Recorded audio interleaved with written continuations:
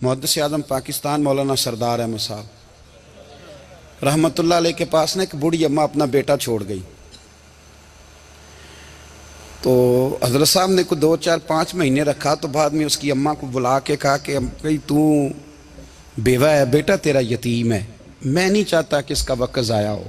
ये पढ़ने वाला कोई नहीं, सारे नहीं भाई पढ़ने वाले होते। अब यहाँ वाला माँ बैठे हैं, मैं बेअदब भी ना हो जाऊँ।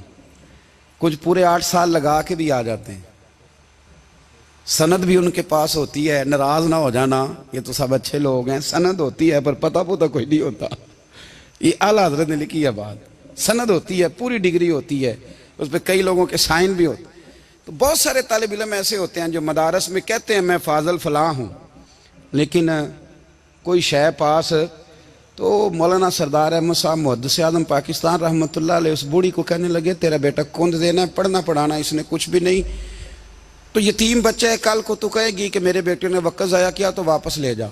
बूढ़ी अम्मा रोने लग गई, कहने लगी मैं पढ़ाने तो नहीं लाई थी, मैं तो आपको रब का वली समझती हूँ, मैं तो नौकरी कराने लाई थी, नौकरी। हज़रत अनस बिन मालिक कहते हैं मेरी अम्मा भी हुजूर की बारगाह में दे गई थी। तो हुजूर की बारगाह में ये नहीं कहा था कि या रसूलल्लाह पढ़ा दें, हाँ हाँ मैं जिम्मेदारी से बात कर रहा हूँ, ये नहीं कहा था हुजूर मुजाहिद बना दें, ये थोड़ी कहा था कि या रसूलल्लाह सल्लल्लाहु तआला अलैहि वसल्लम से मुफस्सिर मुहद्दिस मुहक्किक मुफ्ती बना दें। हज़रत अनस की अम्मा कह गई थी सोनिया जब तक ये रहेगा ना आपकी नौकरी करेगा, ये घर के काम काज करेगा, ड्यूटी करेगा, हुजूर ये आपकी नौकरी करेगा। तो मेरे महबूब ने फिर दुआ कर दी, अल्लाह इसे बरकत अता फरमा। तुम समझता है खिदमत वाला खाली रह जाता है? जितना जायका खिदमत वाले को मिलता है, जो उसके नसीब में आता है, वो किसी का नसीब कहां भाई। हजरत अनस कहते हैं हुजूर ने दुआ कर दी, बरकत की। मुझे तो खेती बाड़ी आती भी नहीं थी, पर लोगों के बाग में साल में 1 दफा फल लगता था, मेरे बाग में 2 दफा लगता था। हुजूर ने दुआ कर दी अल्लाह इसे औलाद दे। फरमाते हैं मेरे बेटे, मेरे पोते, मेरे नवासे, मेरी बेटियां, फरमाते हैं मैं जिंदा हूं और मेरी 100 औलादे मौजूद हैं।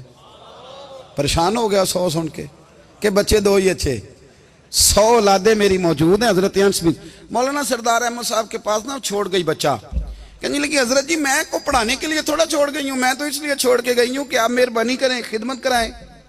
तो हजरत जी कहने लगे कोई ऐसा काम ही नहीं, खिदमत वाला क्या कराऊं। कहने लगी पट्ठे पवा लिया करो जी। हूँ लड़ पेंदे ने, कहने ने बच्चे काम कर दें मदरसे का। हालांकि अब कहाँ बच्चे काम करते हैं, अब तो गुजर गया दौर, अब तो बच्चे काम कराते हैं। अब बच्चे भी नाराज हो रहे हैं, घूर घूर के देख रहे हैं। सही कह रहा हूँ आपको, बच्चे काम कराते हैं, बच्चे कहाँ काम करते। कहने लगी ये चारा डाले करेगा आपकी भैंसों को।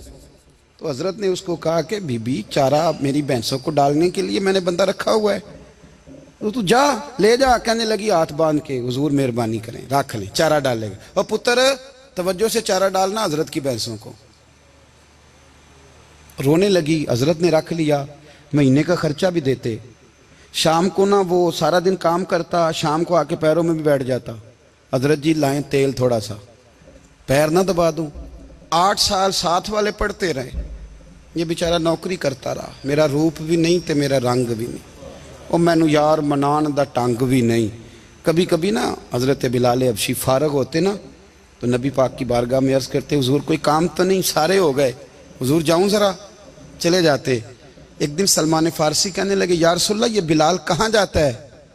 फरमाया जा देख के तो आ। हजरत सलमान वापस आए तो आके रोने लगे, कहने लगे सोनिया जब यहाँ से जाता है ना तो जाके सैयदा फातिमा की चक्की पीसनी शुरू कर देता, बीबी साहबा के काम करने लगता है, घर में जाके स्नैन की ड्यूटी करता है, वहां भी काम यहाँ भी काम। वो चारा डालता रहा, उसने चारा डाला। हजरत मुहद्दिस आज़म की भैंसों को दस्तार फजीलत का वक्त आ गया, सारे पगड़ियाँ सजा के आ गए, आज दस्तार होगी। ये ना पीछे होके बैठ गया, चूंकि पढ़ा ही नहीं था तो दस्तार का है कि दस्तार तो उसकी जो पढ़ेगा, हमने तो पढ़ा ही नहीं, हमने तो यार पढ़ा, घर पढ़ा, ड्यूटी करी। हजरत मुहद्दिस आज़म रहमतुल्लाह अलैह के यहाँ जब ऐलान होने लगा ना कि अब दस्तार होगी, तो हजरत ने पहला ऐलान उसका फरमाया।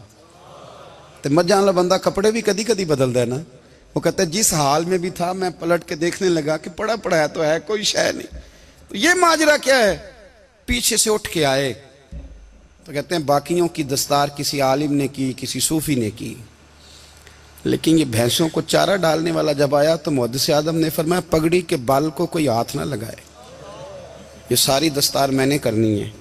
और फरमाते हैं हजरत बाल भी देते जाते थे और आंसू भी बहाते जाते थे, माथा भी चूमते थे और फरमाते थे दस्तार के बाद चला तो नहीं जाएगा यार, मुझे तो इबादत भी नहीं रह गई, मुझे तो चाबियों को भी नहीं पता कौन सी कहाँ रहती है, जाएगा तो नहीं तू? तो रो पड़ा, कहने लगा सोने जाए तो वो जिसके पल्ले कुछ है हो, आता जाता तो है कुछ नहीं, मुझे किसने रखना है, मैंने कहाँ जाना है, इधर कहाँ तो इधर ही रहूंगा। वो उस तालिब इल्म के सारे उस्ताद भाई कहते हैं उसने दस्तार कराई, पढ़ा पढ़ाया कुछ नहीं, पर जो मसला अड़ जाता था ना, वो जो अड़ जाता था ना, वो जाके उससे पूछते थे तो किताबें खोलने की जरूरत नहीं पड़ती थी।